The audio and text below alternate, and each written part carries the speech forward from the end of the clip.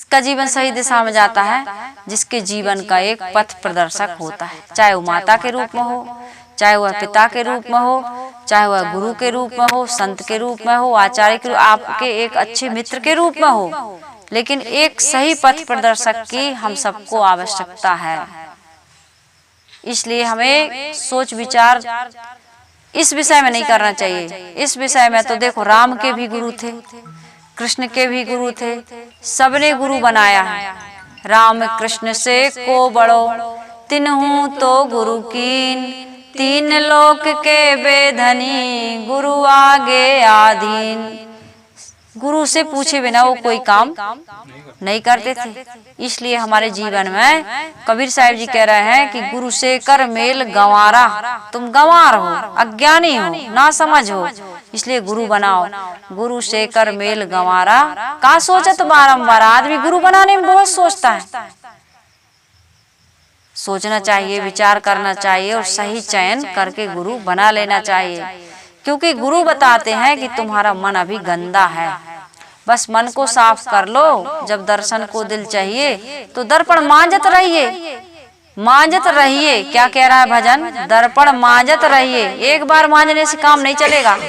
शरीर को रोज नहलाते हैं, घर की सफाई रोज करते हैं, कपड़े की सफाई रोज करते हैं। सुजान भाई दुकान जाते हैं, रोज सफाई करते हैं दुकान, रोज अगरबत्ती लगाते हैं, रोज प्रवचन सुनते हैं गुरुदेव जी के। उनका मन रोज साफ रहता है। तन को तो धुला रहे हैं, कपड़े को धुला रहे हैं, मकान की रोज सफाई कर रहा है, इसको रोज खिला रहा है 2 बार 3 बार। लेकिन भजन, भोजन तो 3 बार और भजन एक भी बार नहीं। भजन का अर्थ भी समझ लें। भजन कहते हैं अपने दोषों दुर्गुणों बुराइयों को त्याग देना, अपने आप को जीवन में इतना निखार ले आना कि हमारे जीवन में कोई दोष। अब बच्चे देखो अभी कह रहे थे झूठ बोलते हैं, जरूरी है झूठ बोलना, जरूरी है झूठ बोलते हैं। मैंने कहा हरिश्चंद्र के जीवन को आपने देखा होगा कि कभी झूठ बोले ही नहीं। मूरत ध्वज के जीवन, पहले देखो ये सब कहानियां बताया करते थे नाटक के रूप में, है ना, नाटक होता था ना। अभी भी रामलीला नौटंकी होती थी तो बच्चों को बताया जाता था रावण क्यों मारा गया, रावण के पुतले को क्यों जलाया जाता है, ये बताते थे। आज गणेश जी की पूजा क्यों होती है? क्यों होती है बच्चों? गणेश जी तो पूजते हो, क्यों गणेश जी को पूजा जाता है पता है? एक दंत दयावंत चार भुजाधारी, माथे सिंदूर सोहे मूस की सवारी। गणेश इनको क्यों पूजते हैं? गणेश जी को, गणेश जी को पूजते हैं। कहे उनने गणेश जी रखे हैं तो हम भी रखेंगे मम्मी। चंदा कर लिए, गणेश जी ले आए, गणेश जी को पूज रहे, खूब आरती कर रहे हैं, फिर डीजे बजा रहे हैं, फिर नाच गाना हो रहा है। बच्चों में संस्कार बहुत अच्छा है कि देवी देवताओं की मूर्ति लाते हैं, दुर्गा जी रखते हैं, गणेश जी रखते हैं, लेकिन बच्चों को बताओ दुर्गा क्यों रखी जाती है, गणेश क्यों पूजे जाते हैं? गणेश जी ने अपने माता पिता को ही ब्रह्मांड का सबसे बड़ा देवता माना था कि हमारे संसार में माता पिता से बड़ा इस ब्रह्मांड में कोई नहीं है। उन्हीं की परिक्रमा की थी ना। कार्तिकेय तो चले गए पूरे ब्रह्मांड की परिक्रमा के लिए।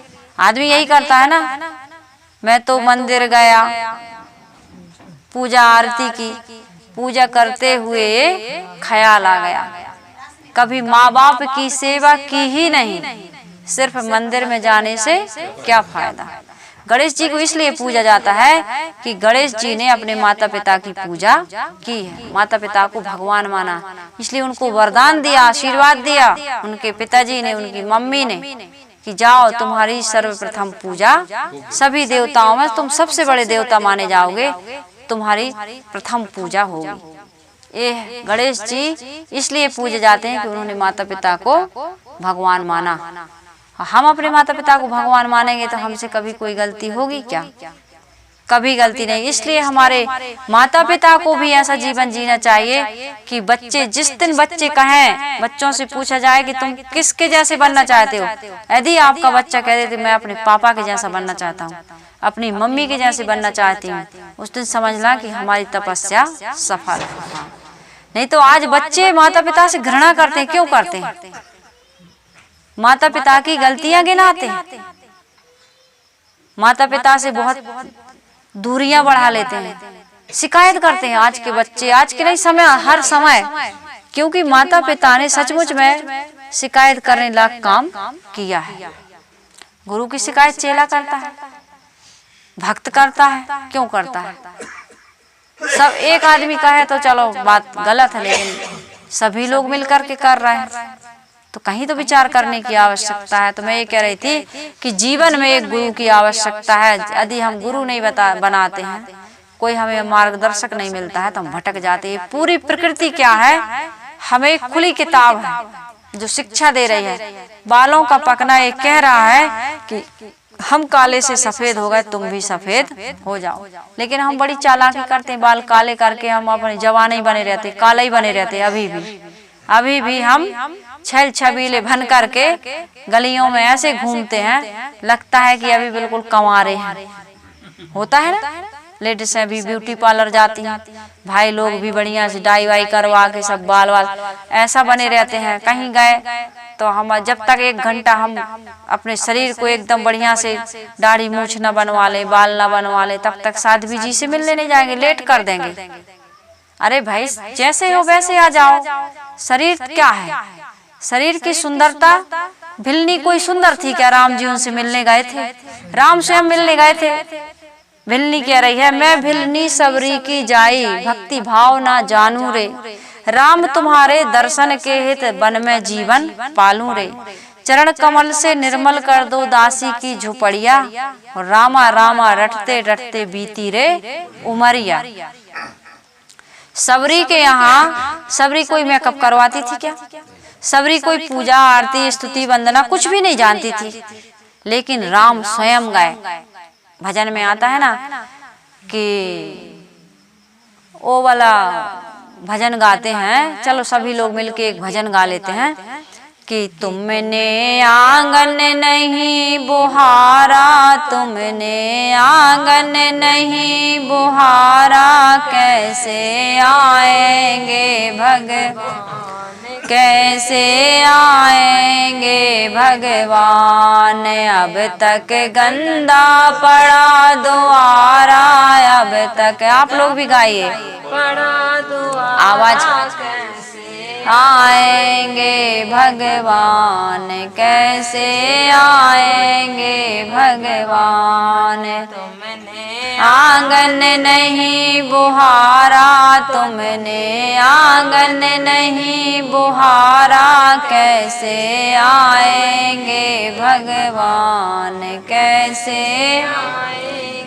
भगवान। हर कोने कलमस कसाए की लगी हुई है ढेरी, हर कोने कलमस कसाए की लगी हुई है ढेरी, नहीं ज्ञान की किरण कहीं है, हर कोठरी अंधेरी, नहीं ज्ञान की किरण कहीं है, हर कोठरी अंधेरी, आंगन चौबारा अंधियारा, आंगन चौबारा अंधियारा, आंगन चौबारा अंधियारा, कैसे आएंगे भगवान, कैसे आएंगे भगवान, तुमने आंगन नहीं बुहारा,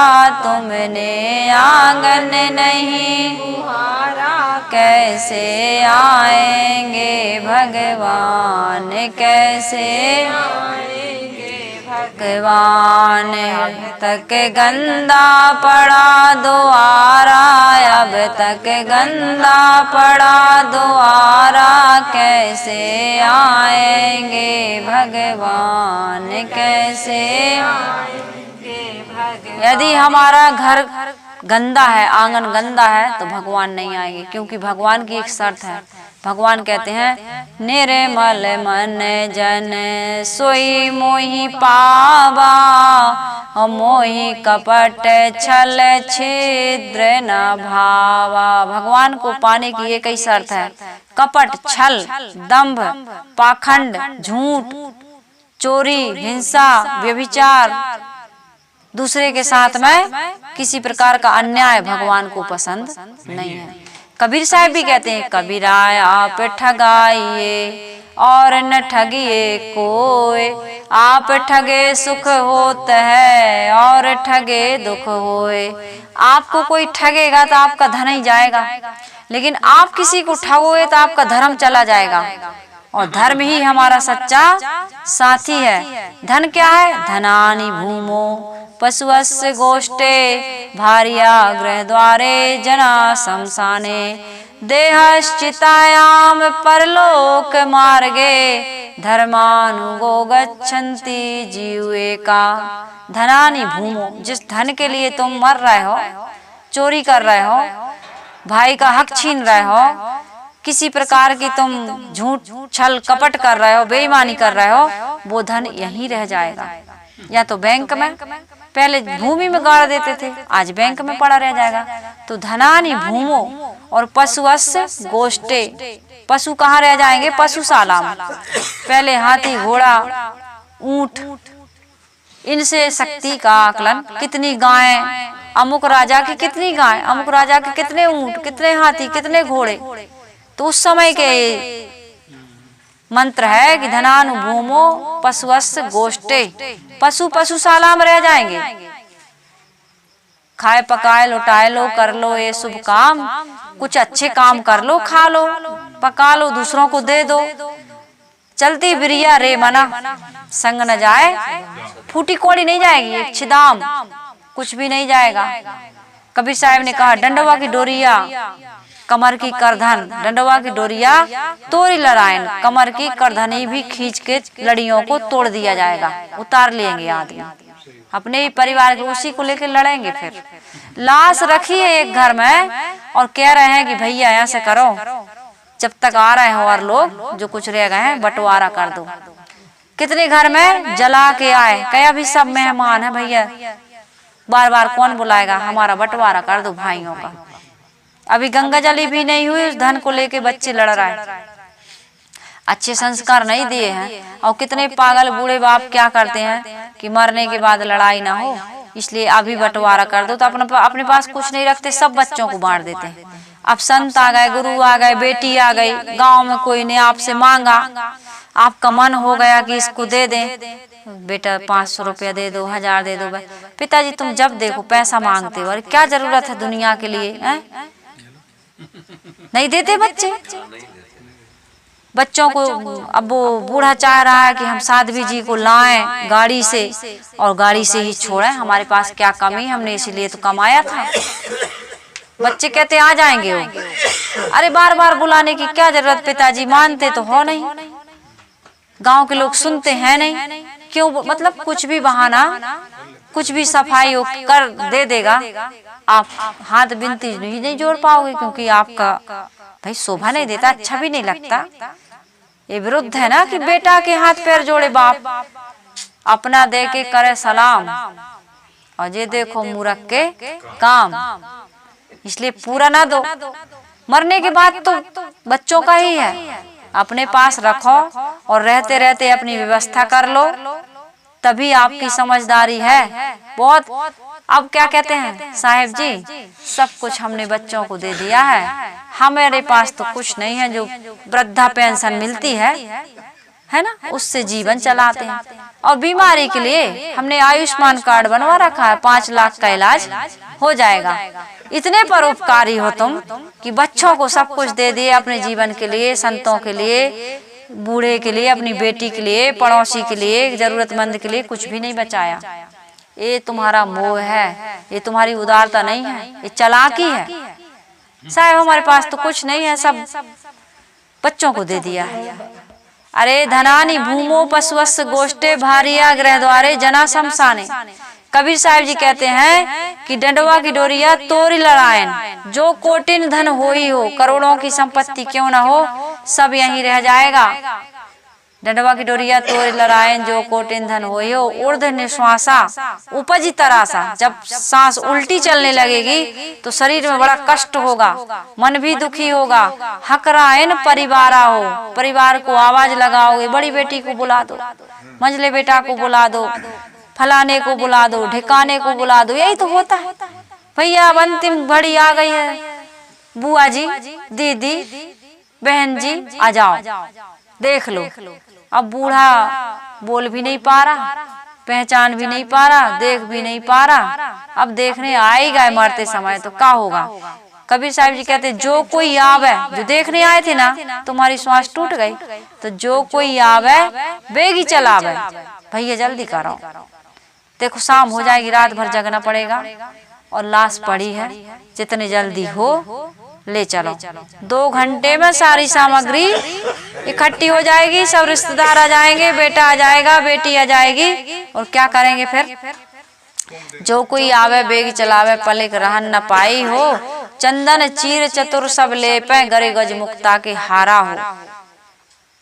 चाहे जितने अच्छे कपड़ा पहने हो, चाहे जितने अच्छे तुमने शरीर को सजाया संवारा हो, मरने के बाद कोई शोभा नहीं रहती है। सब कुछ छीन लेंगे, सब कुछ लूट लेंगे, और फिर क्या होगा, तुम्हें चील गिद्ध सियार नोच करके फाड़ करके खा लेंगे।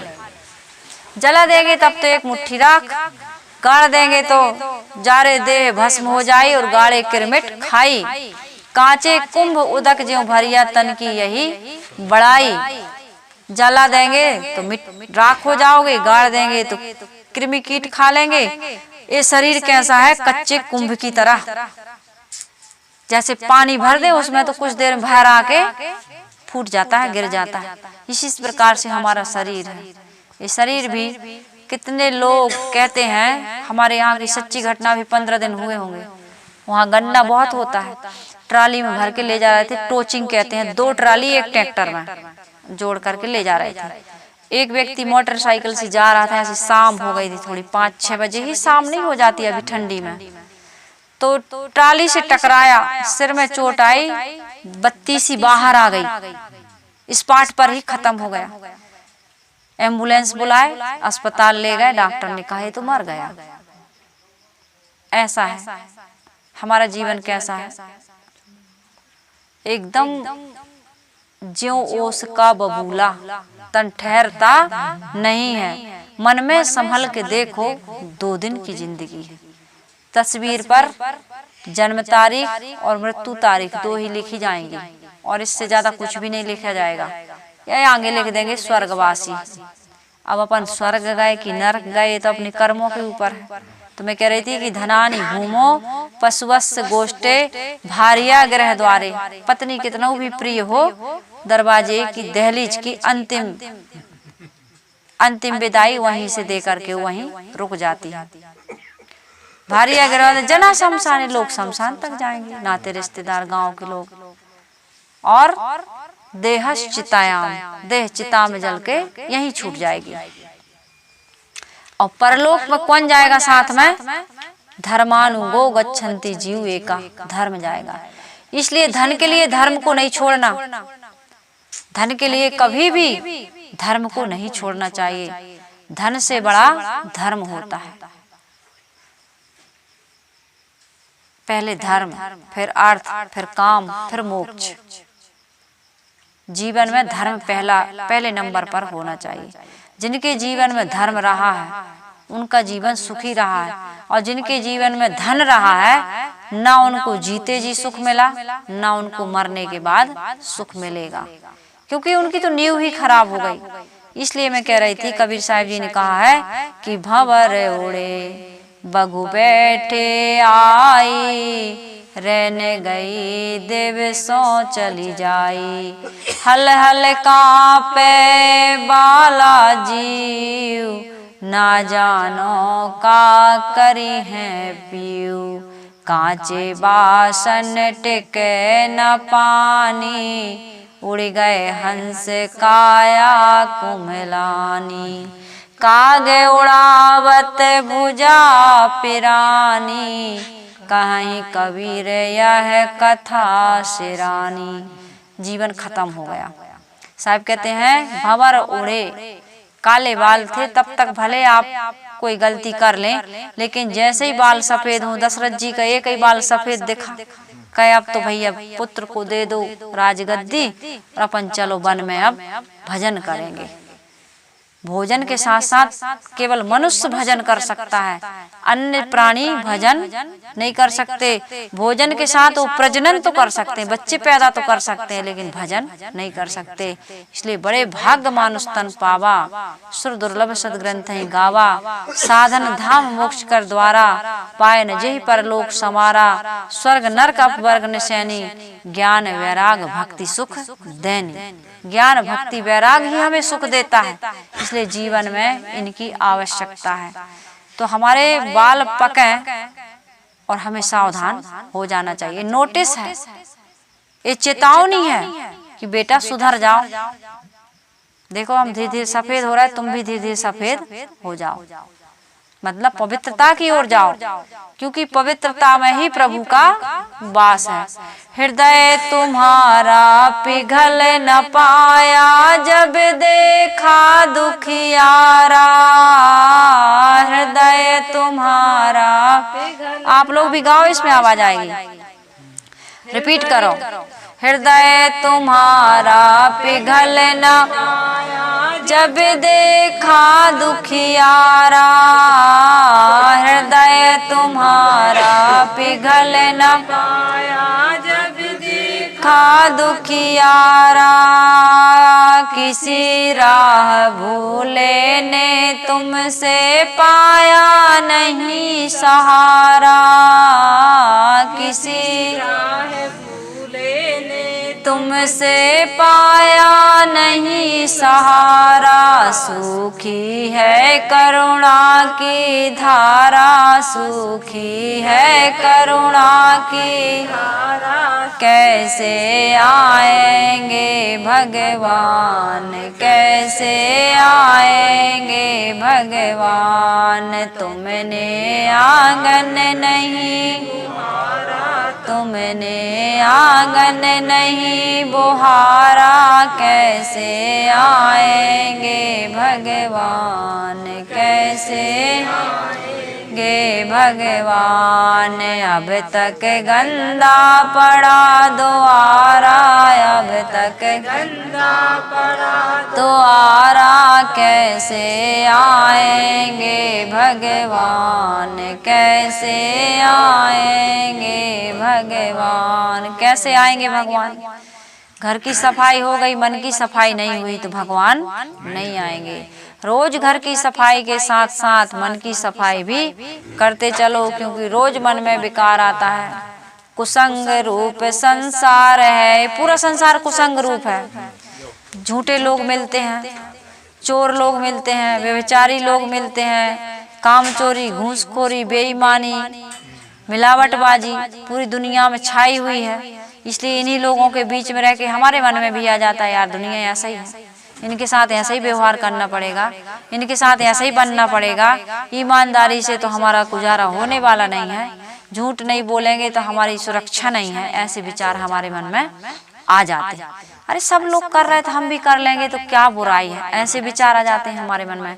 इसलिए सत्संग करते रहना, इसलिए मन की सफाई करते रहना, झाड़ू लगाते लगाते याद करना, दुकान की सफाई करते करते याद करना कि मन को भी साफ करना है।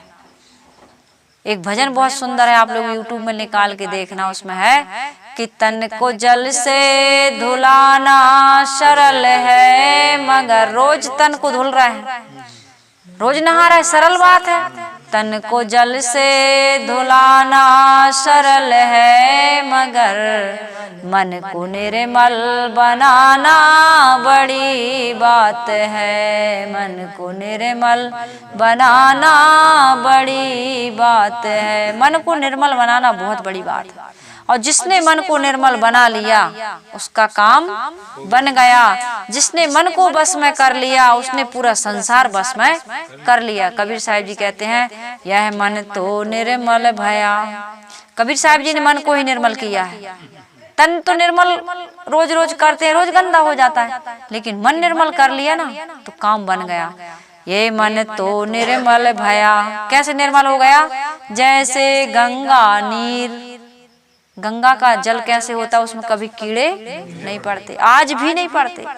इतनी गंदगी मिल गई शहर की, नाले की, फैक्ट्रियों की, लेकिन आज भी गंगा के जल में कीड़े नहीं पड़ते। तो यह मन तो निर्मल भया जैसे गंगा नीर।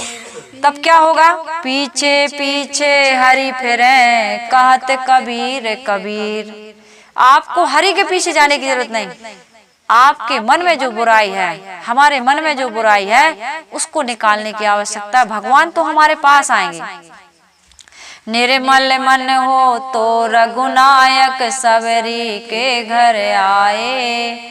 श्याम सूर्य की बाह पकड़ कर साग विदुर घर खाए। इस पर तुमने नहीं विचारा, इस पर हमने नहीं विचारा।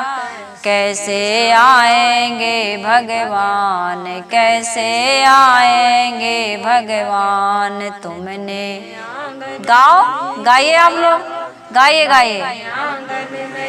बुहारा कैसे आएंगे भगवान, कैसे आएंगे भगवान। अब तक गंदा पड़ा द्वारा, अब तक गंदा पड़ा द्वारा। कैसे आएंगे भगवान, कैसे आएंगे भगवान। क्या करना है अपन को? मन को निर्मल बनाना है। हम मन से भगवान की भक्ति क्यों करते हैं? इसलिए करते हैं कि आदमी कायर है, कमजोर है, डरपोक है, ये आकर्षण में पड़ जाता है, ये मन इंद्रियों की गुलामी करने लगा है, इसलिए ये कमजोर हो गया। यदि मन इंद्रियों की गुलामी ना करे, यदि उसको आत्मा का ज्ञान हो जाए, अभी हमको संसार का, शरीर का, भोगों का ज्ञान है, आत्मा का ज्ञान नहीं है।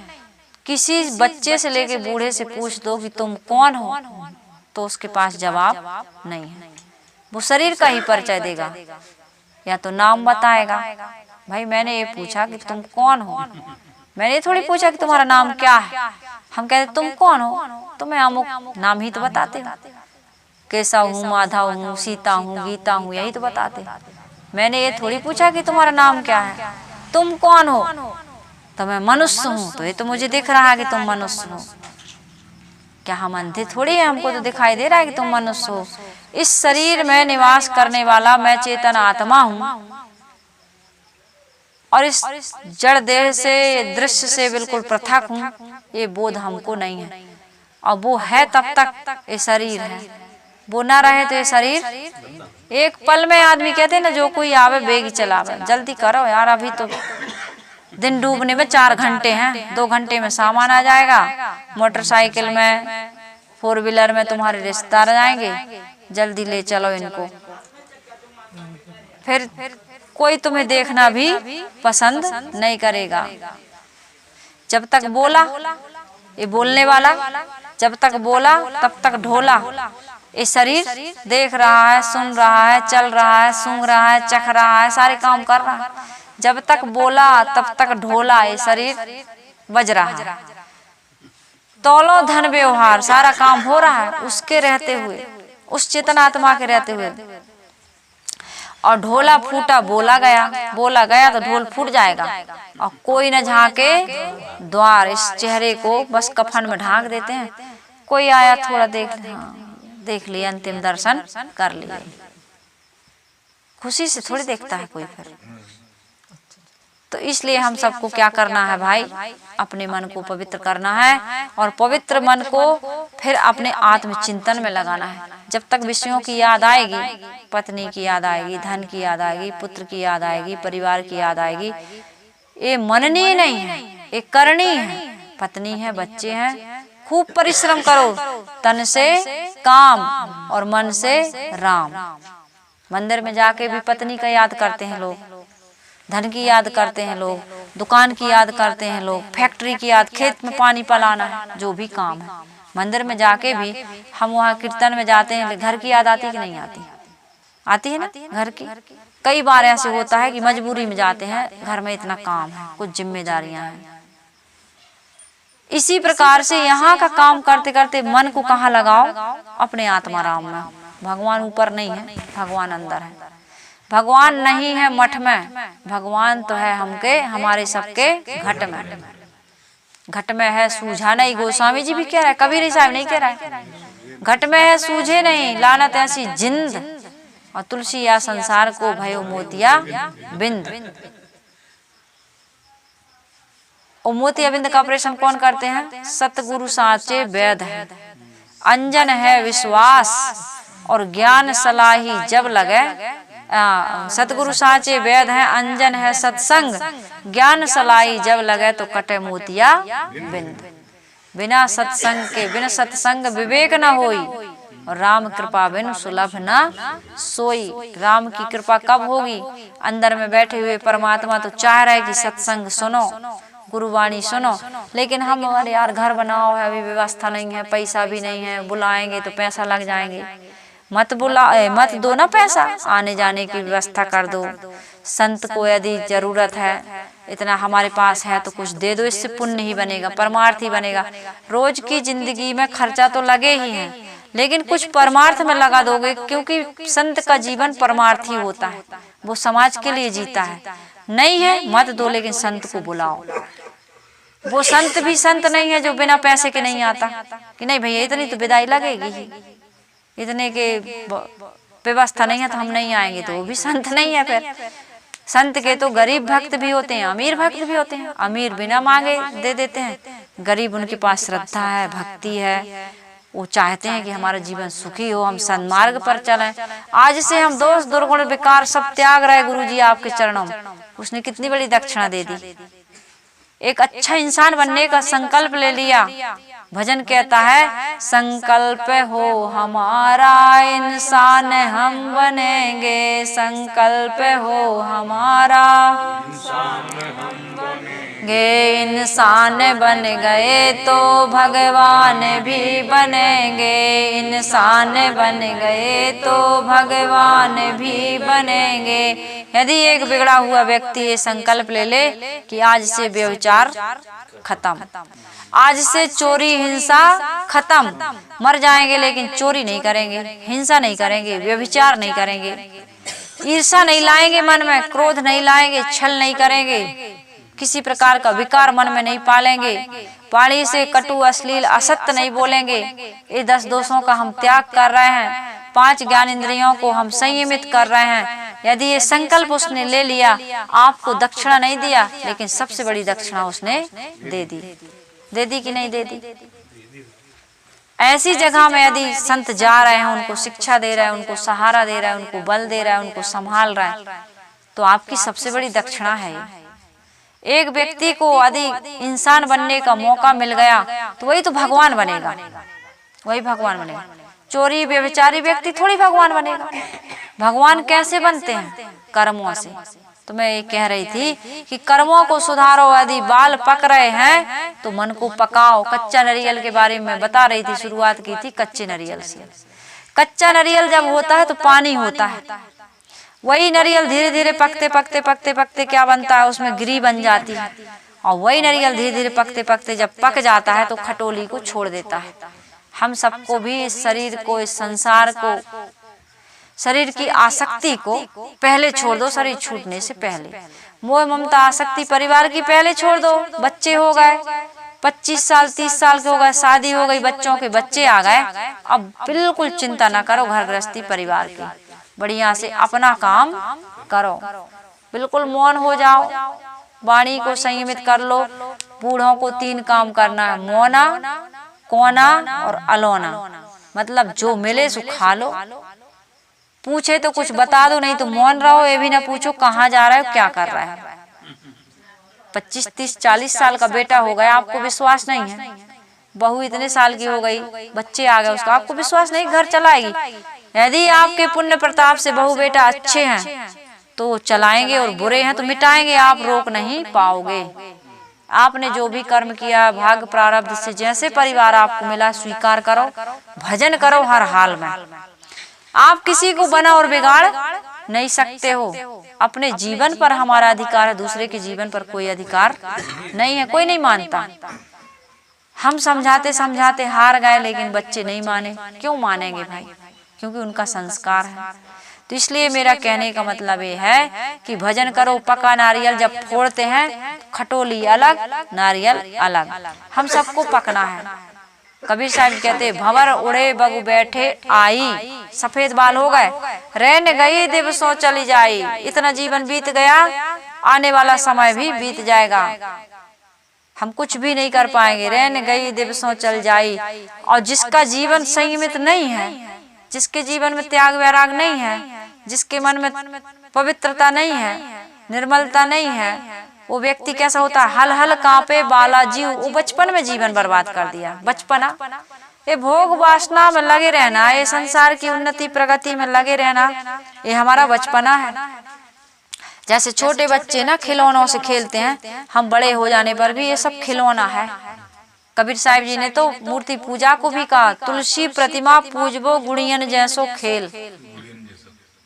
जैसे गुड्डा गुड़िया खेलते हैं बचपन में, ये पूजा, ये प्रार्थना, बाहर के भगवान को मानना, ये प्राणी पदार्थ नहीं, उन्होंने तो परमात्मा की पूजा जो बाहर से कर रहा है उनको भी कहा कि तुलसी प्रतिमा पूजबो गुड़ियन जैसो खेल। और साँच पति से भेंट भई तो देत पिटारी मेल। जब शादी हो जाती है बच्चों की, तो गुड्डा गुड़ियों को जो पिटारी में जो रखे रहते हैं जिसमें, वो पिटारी से फेंक देते हैं। इसी प्रकार से अपना परमात्मा अपने अंदर है, उससे मुलाकात करने की आवश्यकता, उससे मिलने का एक ही उपाय है मन वाणी कर्मों की सुचिता, अंतःकरण की पवित्रता, क्योंकि वहीं बैठा है वो। हृदय बसे ते ही राम न जाना, दिल मा खोज दिलही मा खोजो, यह करीमा रामा। ज्यों तिल माही तेल है, ज्यों चकमक में आग, तेरा साईं तुझ में जाग सके तो जाग।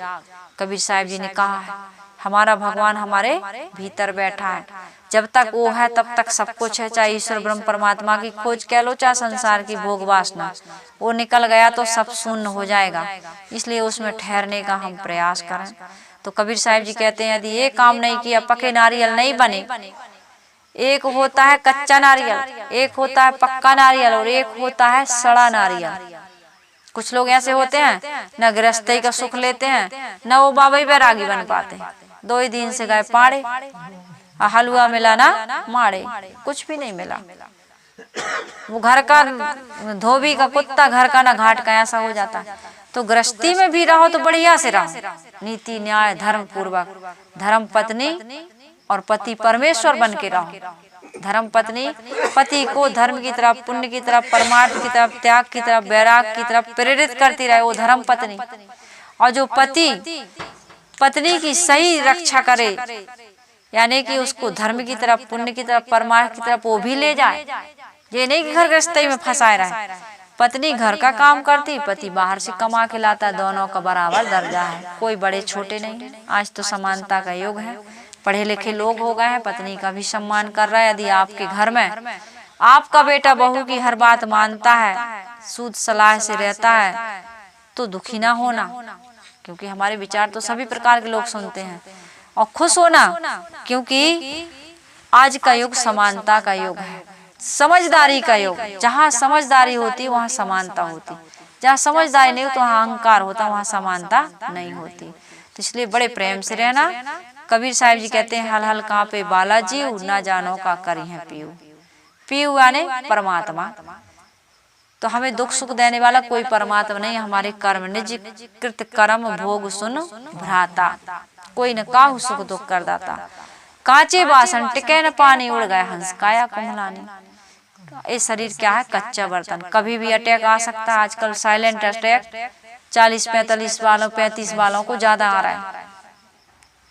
पहले के लोग जी रहे हैं और अभी के लोग जा रहे हैं, हो रहा है कि नहीं? बूढ़े लोग जी रहे हैं और अभी के नए लोग चले जाते हैं। जीवन हमारा आपका सबका बड़ा अल्प आयु कहना चाहिए, कब मर जाए कोई पता नहीं, लेकिन मरने से पहले जिस काम को करने आए हैं वो काम करके जाएं। तो मैंने कहा कि कांचे बासन टिके न पानी, उड़ गए हंस काया कुम्हलानी, काग उड़ावत भुजा पिरानी, कहें कबीर कथा सुरानी।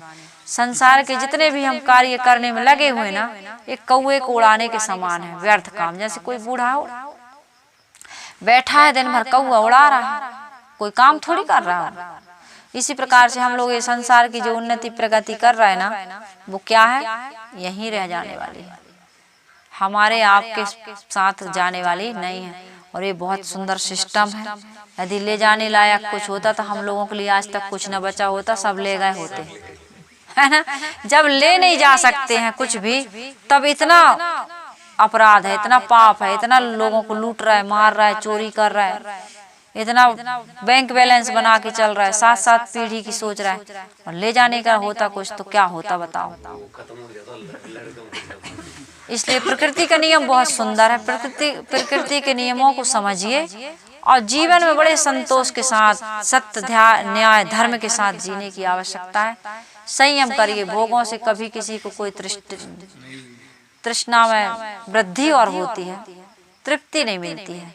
चाहे धन को लो, चाहे भोग को लो, चाहे किसी और चीज को लो, तो अपने जीवन को बढ़िया से, आराम से, ईमानदारी से काम करो, बड़ी लगन से, मेहनत से। जो जिस काम को करते हो उसी में भगवान की पूजा हो रही, आपको अलग से पूजा करने की जरूरत नहीं है। लोगों से ईमानदारी का व्यवहार करिए, सच्चाई का व्यवहार करिए, प्रेम से बात करिए, सबका सम्मान करिए, यही पूजा है। इससे बड़ी और कोई पूजा नहीं, इंसान से बड़ा कोई भगवान नहीं, कर्मों से बड़ी, पवित्र कर्मों से बढ़ के कोई सेवा नहीं, पूजा नहीं।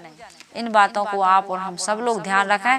ज्यादा भटकने की आवश्यकता नहीं है। जब भी आप काम से फुर्सत हो, अपने जो दिन भर काम किया उसका एक बार चिंतन करना, कहीं कोई चूक तो नहीं हुई, हमसे व्यवहार में कोई चूक तो नहीं हुई।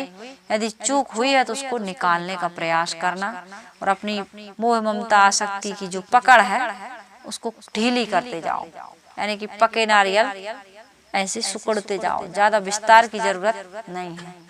जितना आप देखोगे, सुनोगे, सूंघोगे, चखोगे, उतना ही संस्कार, किसी के प्रति राग बनेगा, किसी के प्रति द्वेष बनेगा। मिलने जुलने से दो ही चीज होती हैं, या तो राग बनेगा या द्वेष बनेगा, और दोनों बांधने वाले हैं। इसलिए हमको मुक्ति प्रिय है। हर व्यक्ति बंधने के बाद छूटना चाहता है, तो अपने आप को छुड़ाते जाएं, अपना काम करते जाएं।